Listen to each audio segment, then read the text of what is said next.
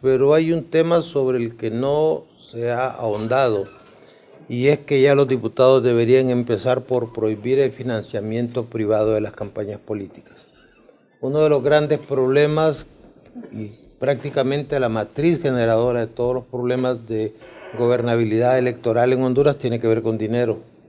El Estado da un financiamiento público y los potenciales contratistas del Estado y aún los jerarcas del crimen organizado invierten en las campañas y comprometen a los políticos, llámense estos presidentes, diputados, alcaldes.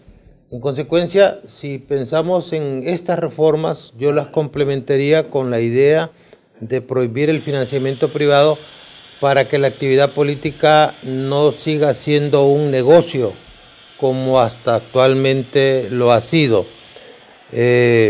Lo importante no es lo que dice la ley, sino las personas que se escogen para la aplicación de la ley. Los españoles dicen: de nada sirven buenas leyes con malos jueces. Igualmente en materia electoral, de nada sirven buenas leyes electorales si la actitud de los que van a aplicarlas no es la de un perfecto demócrata. Ahora, abogado, y lo que están proponiendo, porque básicamente las fuerzas políticas mayoritarias en el Congreso hablan solo de reformas en el Registro Nacional de las Personas y del Tribunal Electoral. ¿Eso es lo único que se necesita para fortalecer la democracia en el país? Mire, partamos de la idea de que elecciones no son sinónimo de democracia. La democracia es un estado de conciencia, una forma de vida que tiene un propósito y es fortalecer la dignidad del ser humano.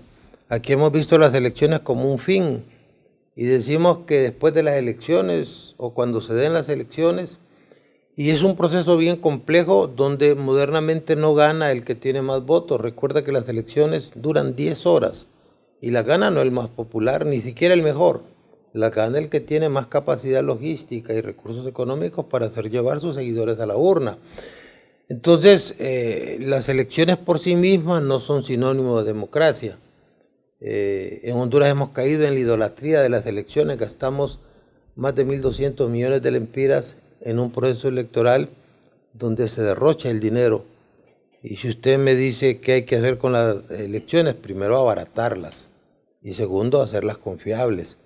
Las elecciones en Honduras son buenas, las que no funcionan son los escrutinios, ¿va? En consecuencia, usted debe empezar por tocar el tema de prohibir que particulares financien a los políticos. Pero transparenta, que digamos libre tenga un representante que tiene derecho, pero transparenta si tiene las elecciones, si tiene un representante en el registro o en el tribunal. Yo creo que garantía de transparencia no hay. Es decir, si la estrategia de libre es obtener algún puesto en el registro o algún puesto en el tribunal, han de equivocado. Cuando a la gente le gusta un candidato no hay manera de pararlo. Es decir, siempre y cuando esta complacencia, esta simpatía sea lo suficientemente arrolladora. Pero el político hondureño tiene la misma actitud del carnicero, quiere repartirse una res y cada quien llevarse su pedazo, y que la democracia y que el país, pues, que se lo lleve el diablo. Es un problema de actitud. La idea de los tribunales de elecciones es que sean eso, que sean tribunales. Ya probamos con tribunales con representación de los partidos y con un miembro de la Corte Suprema de Justicia y no funcionó. Hoy estamos proponiendo esto como una novedad, pero realmente es una involución. Lo que importa es que se pongan personas lo suficientemente correctas para que hagan su trabajo. Yo no veo la necesidad de una reforma constitucional, basta con que saquen el de la democracia cristiana y le den esa posición al libre y pongan otros 2 miembros del tribunal que sean lo suficientemente íntegros, honrados e independientes para que la cosa empiece a funcionar mejor y no pasemos por la vergüenza que pasamos en las últimas elecciones. ¿Y el tema de la segunda vuelta, doctor? Pues fíjese que si usted revisa los periódicos, quien primero habló de la necesidad de la segunda vuelta fue su servidor.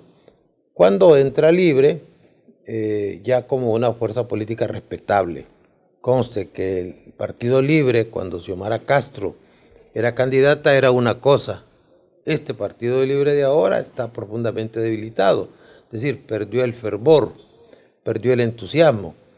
Y las segundas vueltas pues se dan en 14 países de Latinoamérica y apenas somos 18 países.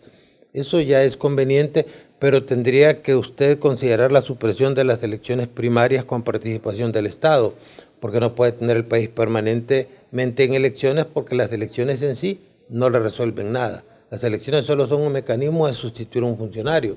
Lo importante es la fijación de la agenda nacional, que se distorsione en lugar de estar pensando en el tema de la crisis económica que se expresa en esa cantidad de huelgas de los empleados pidiendo aumento o en los migrantes. En lugar de resolver el problema del desempleo, estamos pensando en segundas vueltas, en nuevas tarjetas de identidad, en cuántos miembros va a tener el tribunal. Entonces, démosle a la política su verdadera dimensión y trabajemos con interés en lo verdaderamente importante. Cambie la agenda nacional y discútala con todos. Y luego cambie de actitud. Los políticos no pueden seguir siendo una peste que quieren llegar al poder a como dé lugar, y que los que están en el poder no quieren abandonar el poder y se mantienen en él o quieren mantenerse en él haciendo lo que hay que hacer. Eso es lo que hay que hacer. ¿Pero usted cree que esto se va a reducir, como le digo, en dos cosas, el registro y el tribunal, o vamos a tener más reformas electorales? Yo creo que las reformas se van a limitar a esto. El gobierno ha sido muy hábil, el gobierno potenció el diálogo en la ONU y esa fue una pérdida de tiempo. Solo sirvió para que ahora estemos a las carreras con muy poco espacio de maniobra para hacer reformas constitucionales, porque el tiempo que debió haberse invertido en el debate y en la discusión de estas cosas se dedicó exclusivamente a hacer creer a la gente que las soluciones iban a salir del diálogo que se estaba dando en Naciones Unidas. Entonces, ahora tenemos apenas 2 semanas para resolver problemas de reformas constitucionales, que habrá que ver si el otro año se dan las condiciones para que puedan ser ratificadas o no. Entonces, sentimos que esta reforma la va a hacer el gobierno porque todavía la agenda la marca el Partido Nacional. Sí, y en este caso, doctor, con respecto al Tribunal de Justicia Electoral, ¿este debe estar inscrito a la Corte Suprema de Justicia o debería de ser un órgano independiente? Hay que sacar a la Corte de todo lo que tenga que ver con el tema político. Ha sido un fracaso que todavía recursos que nosotros presentamos cuando a la primera elección de don Juan Orlando Hernández no han sido fallados por la Corte.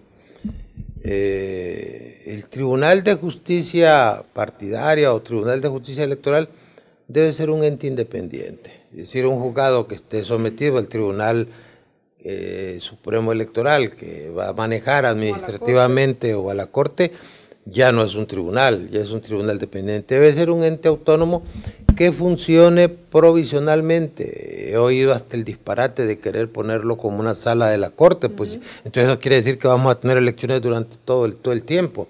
Es decir, vamos a tener un tribunal ad hoc, un tribunal que preferentemente se elija 2 meses antes de las elecciones, por ejemplo, y que dure 2 meses después, por notables de la comunidad que se encarguen de hacer este trabajo, pero ad hoc, no un tribunal que funcione permanentemente, porque eso es aumentar la burocracia. Si el propio Tribunal Supremo Electoral debería funcionar solo para periodo de elecciones, el país no tiene una situación económica para botar el dinero en funcionarios que pasan prácticamente 3 años y medio sin hacer nada.